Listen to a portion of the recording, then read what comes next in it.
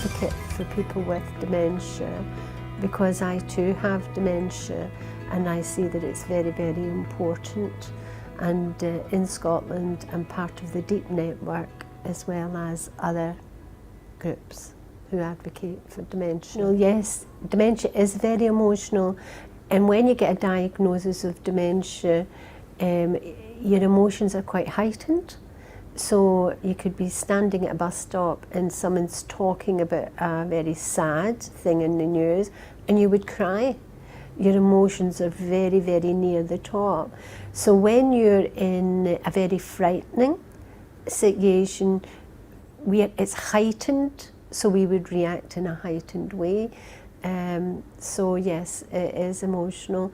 With the named, there was the loud noises. The conferences are very loud, and and it's tones and pitches, and so if you're deaf, you can get a hearing aid. Well, I just cannot understand why, if this is so, why they can't develop a tool, a shield, an ear shield, where it would shield and block out the tones and pitches that you're particularly having issues with, but can still have a conversation.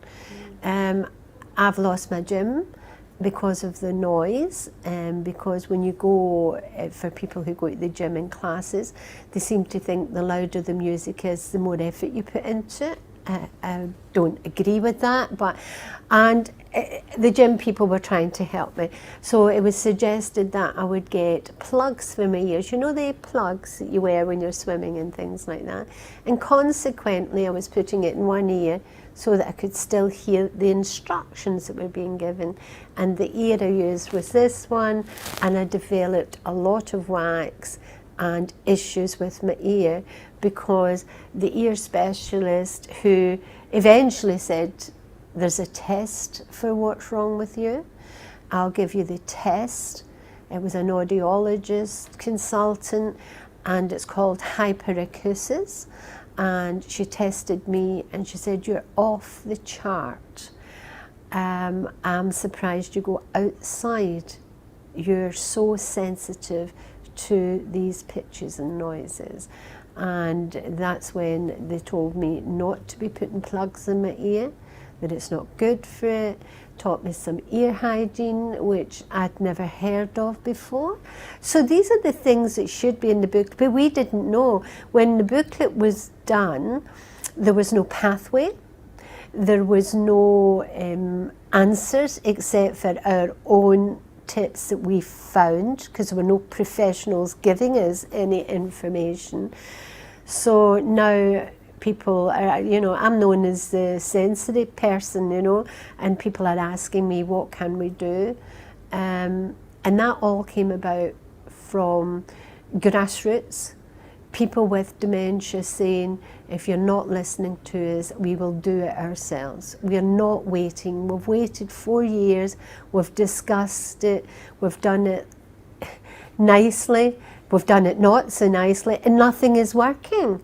And we just done it ourselves. So it's not a professionally written booklet, but we done the best we could. And the DVD is not professionally done, but it's true. And if there's one lady, when we sent it off for some production person to put it into a CD, and he wanted to cut out a lady who had speech difficulty, but what she was saying was profound and it was emotional, and we fought to keep it in. Please. So that bit, and it's in the front of the booklet, it's in the front of the DVD, and we said she's very soft-spoken, and after she'd done that, 6 months later, she ended up in a nursing home. Her legacy is, and she said, I love to dance. I love dancing. Oh, I could cry when I'm telling this. And it was her face lit up. And she turned to her husband, who was there, and she says, I can't dance anymore. We can't dance. And I said, well, what do you do? Do you dance in the house? I stay at home. And he goes dancing on his own. That's why the booklet's written. The dementia can be more than memory booklet. Dementia and sensory challenges came about at a conference very similar to this, with the environment isn't good for people with dementia, and people with dementia were talking about the incidents in their daily life, which I talk about as daily scary challenges that we have to put up with our sensory problems. So some of the stories is that when we were talking about it, we thought it would be to do with hearing and vision. But you know, we've got more than hearing and vision, we've got 5 senses, haven't we? And people were talking about olfactory hallucinations, and I went, pardon? Never heard of it. And then they started to describe it, about getting foul smells, phantom smells, one boy describes it as. And I said, oh, I get that. I didn't know that was I didn't even know they had a name for that. And that is how we were educating one another and giving it the appropriate name, so that when we're talking about it to professionals, they understood. Because when we were describing it, they never put 2 and 2 together. And one of the funny things about the smell is the smell of burning is very common with us.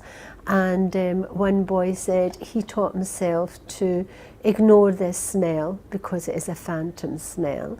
And then he heard from America a story of a lady who had the same thing, and she was ignoring the smell of burning, and her house was on fire. So it can be dangerous. It is important that not just people with dementia, carers, but other professionals know about that. The fire brigade, the police, these things, because people with dementia can get into trouble for having these real experiences, but it's only real, it's imaginary, it's phantom. So that was the smell, the olfactory hallucinations. Also, you get hallucinations, visual hallucinations, which can be quite scary and can cause people with dementia to react in really peculiar ways, especially if some of the hallucinations appear as spiders and you don't like spiders. I mean, it would creep you out and you would be jumping all over the place. Can you imagine if I started jumping all over the place and doing things with my hand? You would be wondering, my goodness me, this dementia is really strange, and look what it makes people do. But if you understand the reasoning behind it, and then people with dementia can learn to either make friends with their scary hallucinations. One man, Edward, he paints them and he sells his painting, and they're very well sought after because they're very vivid colours. And so these are the couple of wee things that we learned about as we were going around collecting people's stories. And I don't like the word story. It's their lived experience. It's not a story, it's our lived experience. So yeah, so that was some of the ones, people going off their food, which was really quite good to talk here to nutritionists and that, to let the carers and the people with dementia understand that it's not that we can't cook. We've lost the ability, although I have some issues there. It's the taste has changed. Your taste and your senses do fade, and you do have issues with the aging process. But you know, a lot of this was happening all ages, all stages of dementia. So we don't know if it's the aging process because you age as soon as you're born. You know, it just is that people with dementia have it, and it's an issue. You can call it what you like, but we're looking for solutions and understanding on it, you know. the vision of, you've been in this conference and the carpets are less than perfect, and I was speaking to a boy here, and he has PCA, which is a particular type of dementia, posterior cortical syndrome or something, posterior, cortical, I think it is. And anyway, he was explaining, I said to him, how are you negotiating the carpet? Because I'm having issues with it. And he says, you learn to ignore what is not good for you, Agnes. But again, it goes back to that visual hallucination. If you're not paying attention, you get falls. So sometimes you have to look at things that are distressful. So these are all so it's the tips and strategies that we need to find, and that's why the booklet, because nobody was listening. Oh, no, that's not true. They were listening to a story and not seeing it as a lived experience and a cry for action.